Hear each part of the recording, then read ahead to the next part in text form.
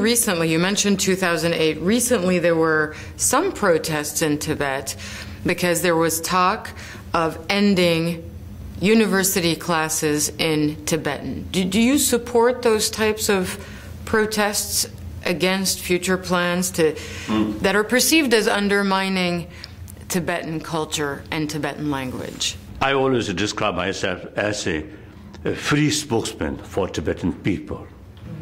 So my boss, real boss, is Tibetan people inside Tibet.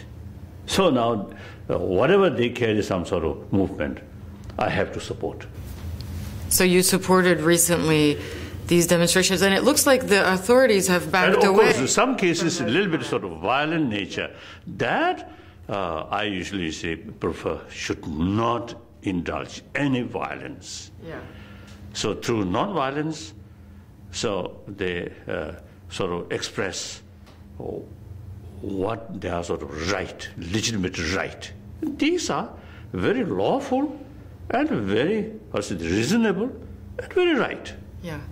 You mentioned your Nobel And Peace... then, for example, you see the letter, Tibetan language is concerned, the national currency, Tibetan letter there. So it's part of the... Chinese and Tibetan. What about Tibet? How do you see the future for Tibet? Oh, positive. In what way?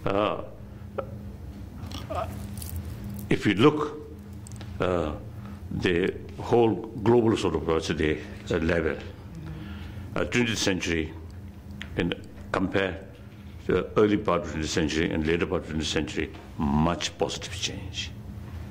Now China itself now changing. Now, for example, including Prime Minister's own sort of voice about the necessary of political liberalization. So these are, I think, 20, 30, 40 years ago, impossible to hear such things. Now these are coming. These are reality. So things are changing. So once China become more open society, more freedom of speech, the Tibetan issue easily is solved. So already, now, last over 2 years, we notice over more than 1,000 articles wrote by Chinese in Chinese. Yeah.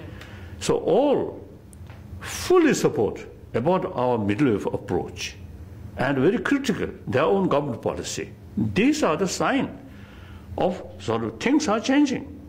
So I'm optimistic.